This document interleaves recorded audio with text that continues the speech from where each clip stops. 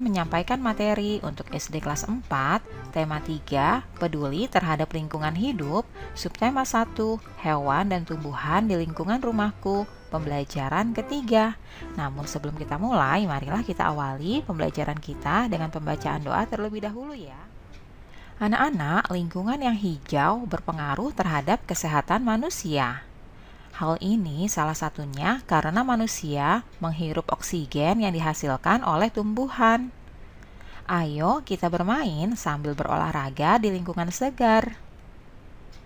Hari ini kamu akan belajar tentang tumbuhan. Sebelumnya, kamu dan temanmu akan keluar ruangan untuk berolahraga ya. Kali ini kita akan bermain bola zigzag. Perlengkapannya adalah 2 buah bola kecil.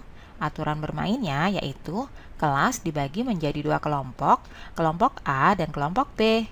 Selanjutnya, setiap kelompok berbaris menghadap ke depan dan berhitung 1, 2, 3, 4, dan seterusnya.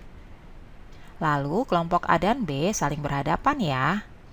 Nah, perhatikan siapa anggota kelompok di depanmu yang memiliki angka 1, 2, 3, dan seterusnya. Mereka adalah timmu. Perhatikan gambar berikut ya. Nah, seperti ini.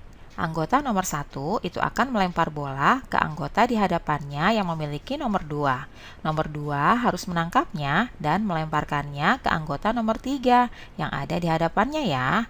Perhatikan gambarnya. Kelompok yang menyelesaikan lempar tangkap tanpa menjatuhkan bola itu adalah pemenangnya. Anak-anak, jangan lupa sebelum bermain, lakukan terlebih dahulu pemanasan. Perhatikan arahan dan contoh yang disampaikan oleh gurumu ya. Permainan bola zigzag ini dapat divariasikan dengan menggunakan 2 bola. 1 bola dimulai dari ujung sebelah kiri dan bola yang lain dari ujung sebelah kanan, dan dilemparkan secara bersamaan sehingga permainan menjadi lebih menarik. Anak-anak, setelah segar berolahraga di luar ruangan, tahukah kamu apa yang membuat segar udara di luar? Tumbuhan hijau membuat segar udara karena menghasilkan oksigen ya. Nah, sekarang mari kita mengenali bagian-bagian tumbuhan. Yang pertama, akar. Akar adalah bagian tumbuhan yang umumnya berada di dalam tanah. Untuk beberapa jenis tumbuhan, akar juga terdapat di atas tanah, bahkan menggantung. Akar berfungsi antara lain sebagai bagian yang mengokohkan tumbuhan. Jika tumbuhan tidak memiliki akar, tumbuhan akan mudah dicabut, mudah roboh ketika diterpa angin, atau hanyut terbawa air ketika turun hujan. Zat-zat mineral dan air yang dibutuhkan untuk membuat makanan diserap oleh akar dari dalam tanah. Namun, pada beberapa tumbuhan tertentu, akar tidak hanya berfungsi menyerap air dan mineral, tetapi juga berfungsi sebagai penyimpanan cadangan makanan. Misalnya, pada beberapa tumbuhan umbi-umbian. Bagian yang kedua yaitu bunga. Bunga merupakan bagian tumbuhan yang berfungsi sebagai alat perkembangbiakan tumbuhan biji. Biasanya, bunga memiliki aneka warna yang menarik dan juga sebagian bunga memiliki harum yang wangi. Bagian tumbuhan yang berfungsi sebagai tempat berlangsungnya fotosintesis adalah daun. Daun banyak mengandung zat warna hijau yang disebut klorofil. Daun terdiri atas tangkai daun dan helai daun. Berikutnya, batang. Bagian tumbuhan yang berada di atas tanah adalah batang yang berfungsi sebagai tempat munculnya daun, bunga, dan juga buah. Batang juga berfungsi mengedarkan mineral dan air yang diserap akar serta zat makanan hasil fotosintesis ke seluruh bagian tubuh tumbuhan. Berikutnya, biji. Biji merupakan hasil dari pembuahan yang terjadi akibat penyerbukan antara serbuk sari dan sel telur pada putik. Jika biji ditanam, akan tumbuh menjadi tumbuhan baru ya. Biji memiliki keping. Biji ada yang berkeping satu dan ada juga yang berkeping dua ya. Biji berkeping satu disebut monokotil dan biji berkeping dua disebut dikotil.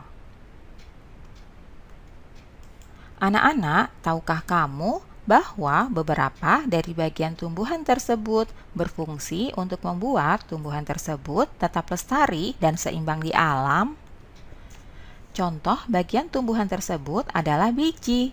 Biji merupakan cikal bakal bagi sebagian tumbuhan untuk terus bertahan sehingga terjaga kelestariannya. Bisakah kamu mencari bagian tumbuhan lain yang berfungsi untuk menjaga kelestarian tumbuhan tersebut? Anak-anak, setiap tumbuhan memiliki bagian-bagian yang bermanfaat bagi makhluk hidup lainnya.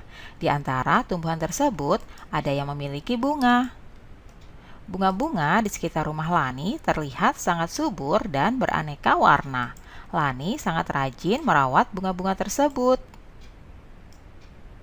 Ia menyiramnya setiap hari dan memberikan pupuk secara teratur.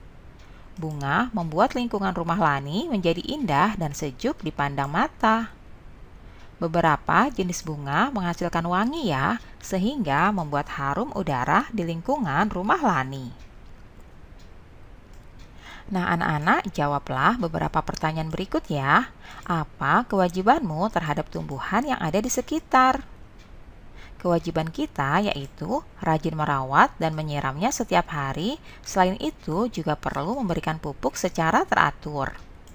Lalu, manfaat apa yang bisa kamu peroleh dari bunga? Manfaat yang bisa kita peroleh dari bunga, kita bisa menggunakannya untuk menghias rumah agar terlihat lebih indah dan sejuk dipandang mata, serta membuat harum udara di lingkungan rumah. Berikutnya, apabila tumbuhan berbunga wangi, apa yang sebaiknya kamu lakukan? Yang kita lakukan adalah merawat dan membawanya ke dalam ruangan agar wangi bunga tersebar di ruangan. Anak-anak, memelihara tumbuhan adalah bagian dari kegiatan menjaga keseimbangan dan pelestarian lingkungan ya. Sekarang kamu akan menanam satu jenis tumbuhan, kemudian merawatnya dan mengamati setiap bagiannya. Ayo kita menanam tumbuhan dengan langkah berikut ini.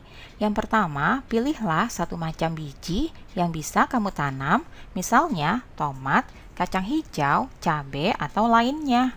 Kemudian siapkan tanah dalam pot kecil, kaleng bekas, atau yang lainnya. Selanjutnya, masukkan biji di tanah dalam pot kira-kira 3 cm. Nah, langkah selanjutnya adalah siram secukupnya. Jangan lupa simpan tumbuhanmu di depan kelas ya. Siramlah tumbuhanmu setiap hari.